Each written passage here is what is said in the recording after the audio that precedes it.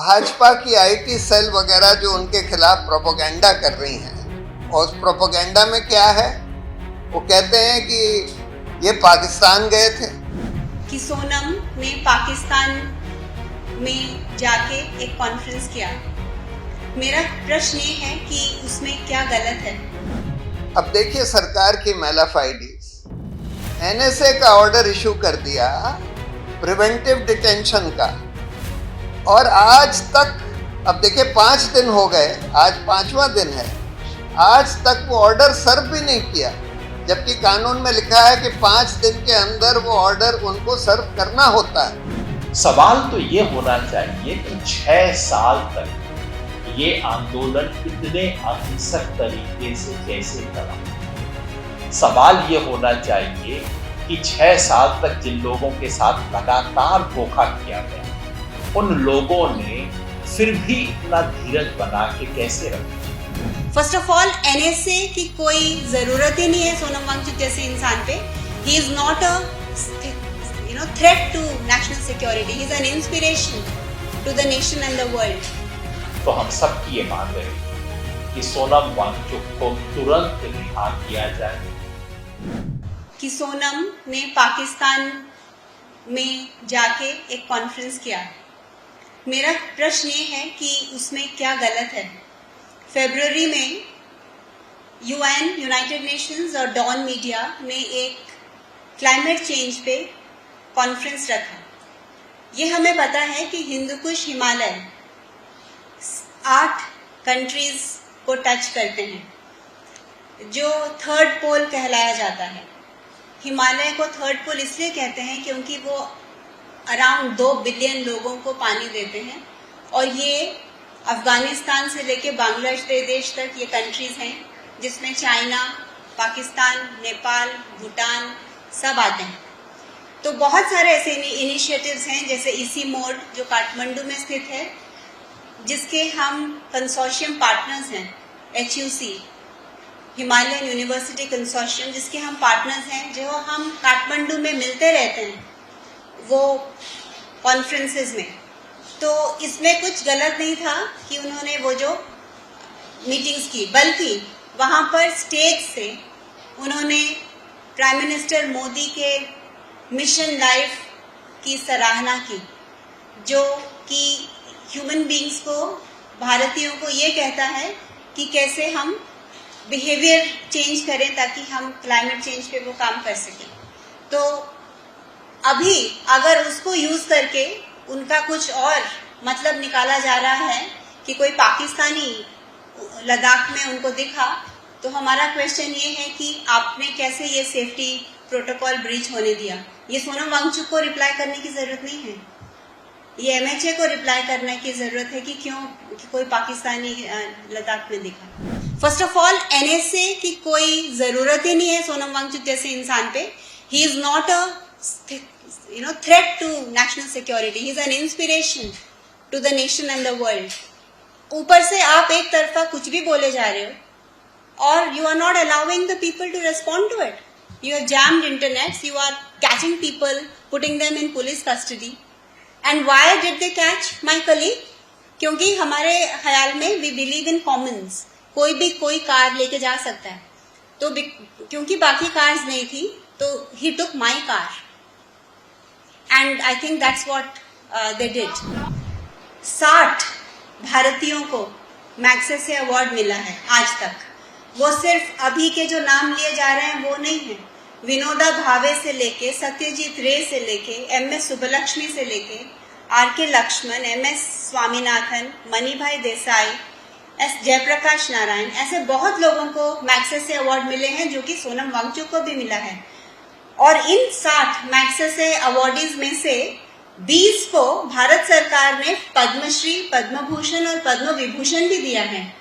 इसका मतलब जो भारतीय सरकार ने जो 20 पद्म भूषण दिए हैं मैग्सेसे अवार्डीज को, तो भारतीय सरकार एंटी नेशनल्स को पद्म विभूषण देती है। जो सबसे रिसेंट वी शांता जी हैं, डॉक्टर वी शांता, जो कैंसर स्पेशलिस्ट हैं, उनको मैग्सेसे अवार्ड के साथ साथ 2016 में इसी गवर्नमेंट के अंडर पद्म विभूषण मिला। तो मैग्सेसे अवार्ड अगर इतना बुरा है तो 60 में से 20 मैग्सेसे अवॉर्डीज को पद्म विभूषण क्यों मिला? तो ऐसे बहुत सारे स्मोक स्क्रीन किए जा रहे हैं। अब देखिए सरकार की मैलाफाइडीज, एनएसए का ऑर्डर इशू कर दिया प्रिवेंटिव डिटेंशन का, और आज तक, अब देखिए 5 दिन हो गए, आज 5वां दिन है, आज तक वो ऑर्डर सर्व भी नहीं किया, जबकि कानून में लिखा है कि 5 दिन के अंदर वो ऑर्डर उनको सर्व करना होता है। आज तक वो ऑर्डर सर्व नहीं किया, उनको जोधपुर जेल ले जाकर बंद कर दिया। और कैसे कोई कह सकता है कि उनको डिटेन करने से वायलेंस रुकेगी या उनको डिटेन करने से इस वायलेंस में कोई भी फायदा होगा?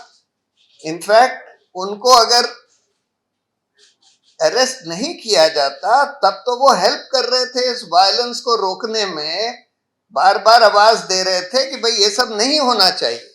लेकिन उनको अरेस्ट करने से वहां के लोगों को उनकी और भावनाएं जो है आहत हो रही हैं। और ये इसी से एविडेंट है कि भाई दोनों, जो लद्दाख की काउंसिल है, एपेक्स बॉडी है, और कारगिल की एपेक्स बॉडी है, दोनों ने बोल दिया है कि जब तक आप इनको छोड़ेंगे नहीं और जब तक ये कर्फ्यू वगैरह नहीं हटाएंगे तब तक हम आगे बात नहीं कर सकते, आप लोग जो बात करना चाहते हैं। और जो अब भाजपा की आईटी सेल वगैरह जो उनके खिलाफ प्रोपेगेंडा कर रही हैं, और उस प्रोपेगेंडा में क्या है, वो कहते हैं कि ये पाकिस्तान गए थे। अरे पाकिस्तान तो एक इंटरनेशनल क्लाइमेट चेंज की कॉन्फ्रेंस थी, उसको अटेंड करने गए थे। वहां पर जो उन्होंने बोला वो सारा वीडियो पर है। उन्होंने बल्कि वहां पर भी मोदी सरकार की थोड़ी तारीफ ही करी थी और क्लाइमेट चेंज के बारे में ही बात करी थी। और उधर एफसीआरए के कैंसलेशन ऑर्डर में यह लिख दिया है कि वहां पर सिक्योरिटी के खिलाफ कुछ बोल रहे थे। अरे वो तो फूड सिक्योरिटी के बारे में बोल रहे थे। फूड सिक्योरिटी को कहते हैं सिक्योरिटी के खिलाफ कुछ बोल रहे थे।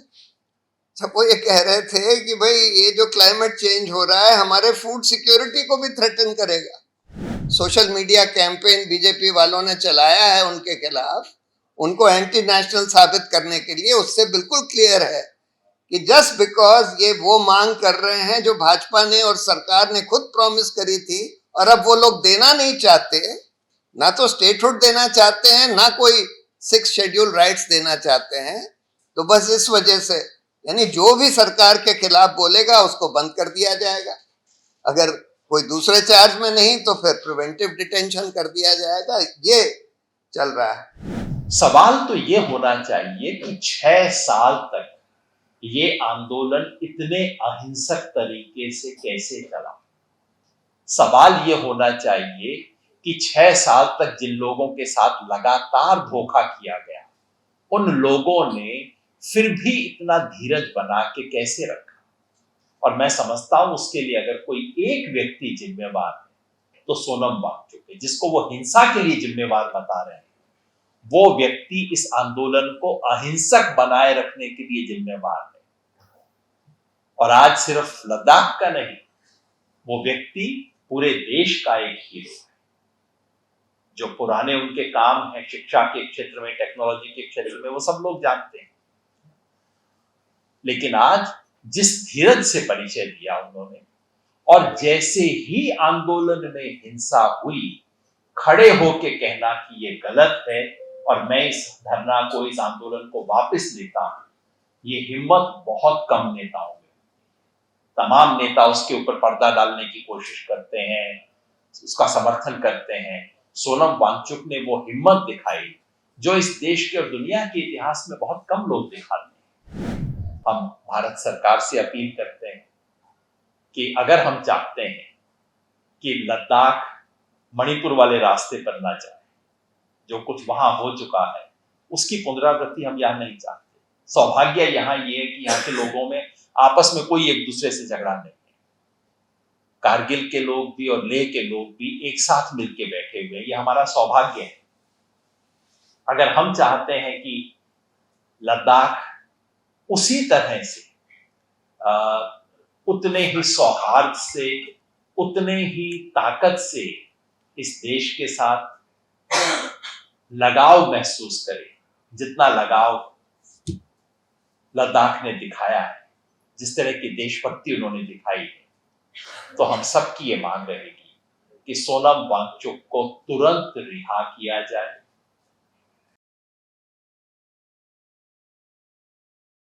द वायर के और वीडियोस देखने के लिए सब्सक्राइब करें और बेल आइकन पर क्लिक करें। स्वतंत्र पत्रकारिता की आर्थिक मदद करने के लिए डिस्क्रिप्शन में दिए गए लिंक पर जाएं और अपनी राशि चुनें।